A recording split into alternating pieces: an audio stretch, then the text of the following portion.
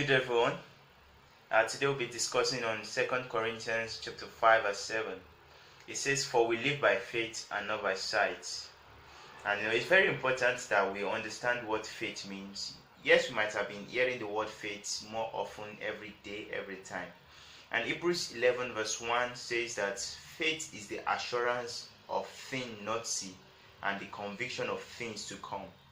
So we could see that it's highlighting something there. That yes, it's highlighting sight and it's highlighting something that relates to the future.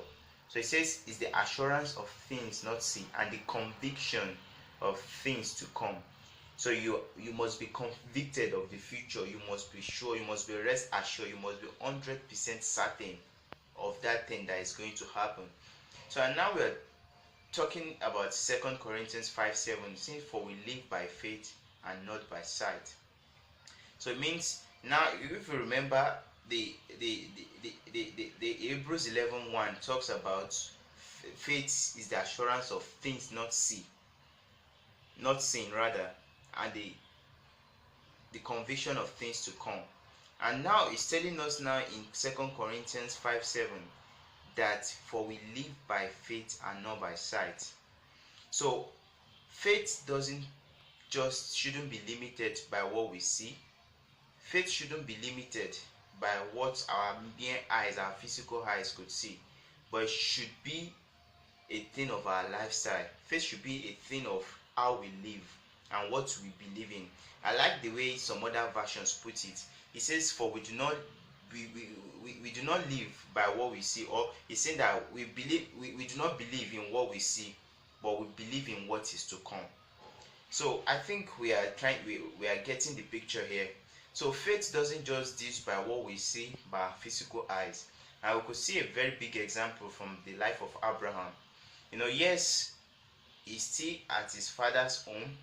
He doesn't have what God has promised him, but he has that strong belief in him that what God has said is going to come to being. So he was going into that land that God is the author, God is the architect of it. He's looking for that land that God is the founder of it. And we could see at the end of it, even though he wasn't there to attain it by his own self, but we could see the result of everything. And we could see from Sarah's life to, yes, the promise was there, but they couldn't see it. But at the long run, everything came to pass. So what I'm trying to say is that when we say that we have faith, our faith shouldn't be based on what we can see, shouldn't be based on what the situation is telling us now. What the situation is telling us now might be the fact. Yes, you might not have money now. Yes, you might not be in that position you are meant to be. Yes, you might be having debts. Yes, you might be owing a lot of things. But the truth is that God doesn't see you as a debtor. As a child of God, you have everything. You have God. Once you have God, you have everything. And the Bible tells us in Psalms that yes, children of lions may lack, but for the child of God, they will lack no good thing. So the essence I'm trying to make us see here, that God is trying to pass across to us, is that we shouldn't live by faith. As Christians, our life shouldn't just be dictated by what we see today. Our life shouldn't be dictated by every situation that is happening now. But we can, by faith, turn around everything. We all know that I came to the knowledge of Christ through faith.